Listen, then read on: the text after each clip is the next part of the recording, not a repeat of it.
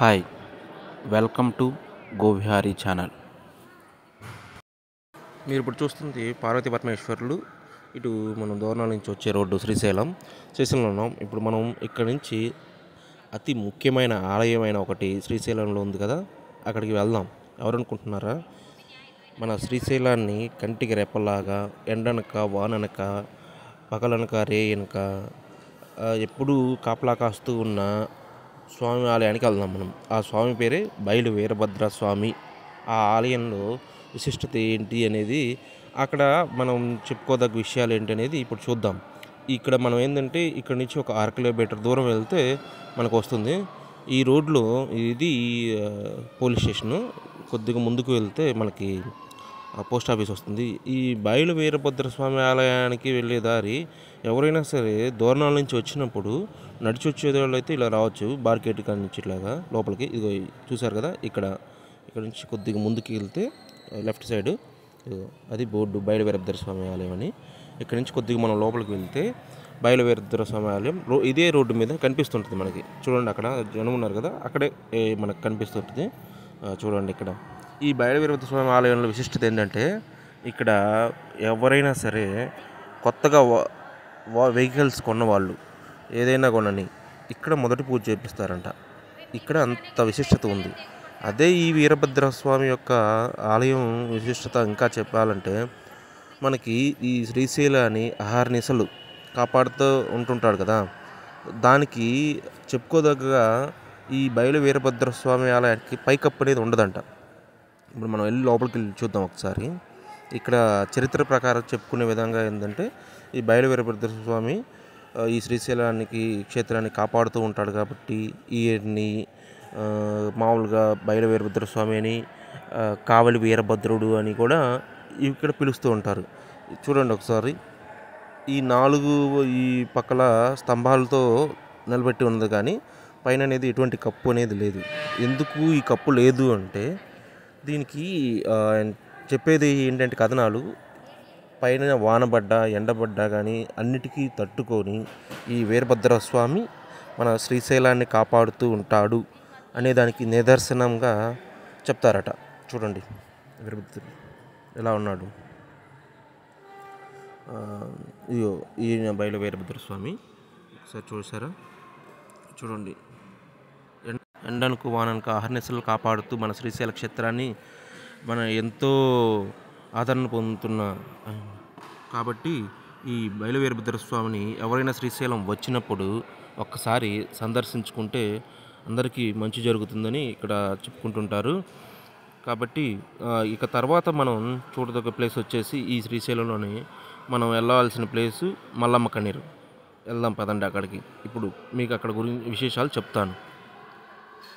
ఇప్పుడు మనం వచ్చింది ఇదిగో, ఇది చూస్తుంటే కార్ పార్కింగ్, వాటర్ ఫెసిలిటీస్ ఉన్నాయి, తాగునీరు కానీ వాష్రూమ్స్ కానీ అన్నీ ఉన్నాయి ఇక్కడ. ఇది వచ్చేసి మల్లమ్మ కన్నీరు అంటారు ఈ ప్లేస్ని. ఈమె హేమారెడ్డి మల్లమ్మ అని కూడా అంటారు. ఈమె కొండవీటి రాజు వంశస్థురాలు. అయితే ఇక్కడికి రావాలంటే మనం శివాజీ స్తూపం దగ్గరకు వస్తాం కదా, శివాజీ స్తూపం దగ్గర నుంచి డైరెక్ట్గా మనం ఆ రోడ్డు మెయిన్ రోడ్డుకి ఎక్కుతుంది. మెయిన్ రోడ్డుకి ఎక్కిన తర్వాత డైరెక్ట్గా వాకబుల్ డిస్టెన్స్, మీకు ఒక 1/2 కిలోమీటర్ కూడా అనిపించదు, నడుచుకుంటూ రావచ్చు. అయితే ఇదిగో హేమారెడ్డి మల్లమ్మ ఆలయం, మల్లమ్మ కన్నీరు ఆలయం అని అంటారు. అయితే ఇక్కడ ఆటోలు కూడా శివాజీ స్తూపం, హేమారెడ్డి మల్లమ్మ కాటికి ఇలాగా కొన్ని చూపిస్తారు. బయలు వీరభద్ర స్వామి దగ్గరికి కానీ ఇలా ఆటో వాళ్ళని మాట్లాడుకున్నా కానీ వాళ్ళే తీసుకెళ్తుంటారు. ఇక్కడైతే ఎటువంటి టికెట్ అయితే లేదు ప్రస్తుతానికి. ఇక్కడ ఇక మనం ఈ ఆలయంలోని విశిష్టత గురించి మనం తెలుసుకుందాం. లోపలికి వెళ్తున్నాం కదా. అయితే ఇక్కడ ఈమె వచ్చేసి కర్ణాటక నుంచి వచ్చారని చెప్పేసి అంటుంటారు అంతా.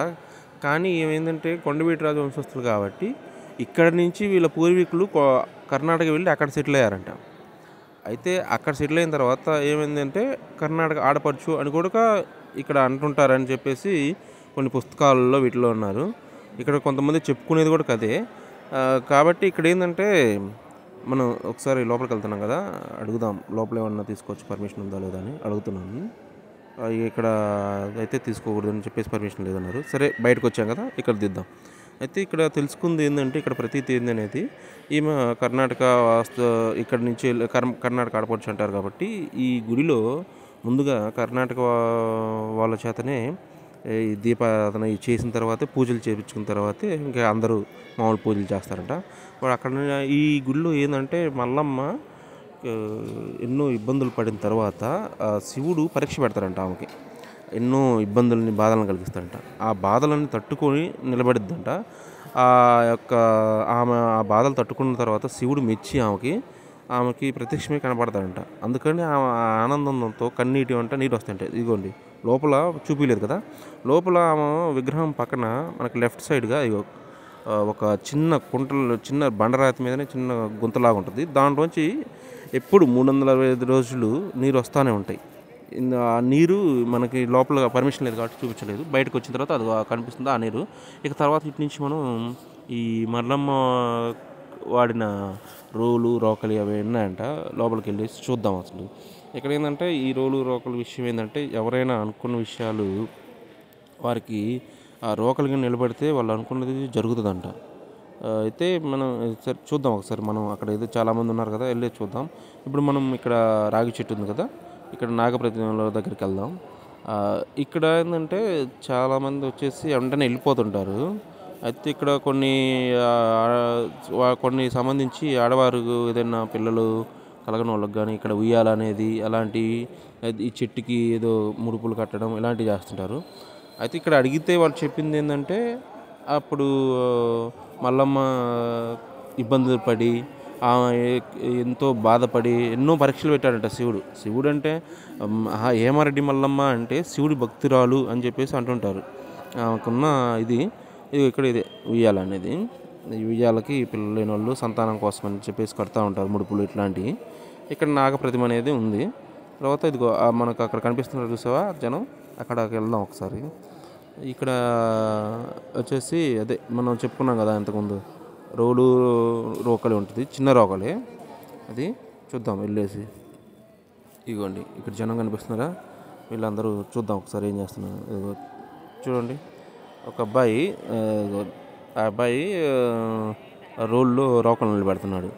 అయితే ఏంటంటే ఆ రోకలి అనేది నిలిచి ఉంటే మన మనసులో అనుకున్న కోరికలు ఏదైనా కావచ్చు అవి తీరుతాయంట. చూసారా అబ్బాయి చూస్తున్నాడు ఇది. అయితే నిలబెట్టారా, వాళ్ళు అనుకున్న కోరికలు నెరవేరుతాయని చెప్పేసి ఇక్కడ నమ్మకం, అందరిది నమ్మకం. అది నేను తర్వాత కొంతమందిని అడిగాను, ఒక 2-3. ఒకళ్ళు చెప్పారు వాళ్ళు అనుకున్నవన్నీ నెరవేరాయంట. సరే, ఓకే, థ్యాంక్స్ ఫ్రెండ్స్. సబ్స్క్రైబ్ చేయండి మర్చిపోకండి.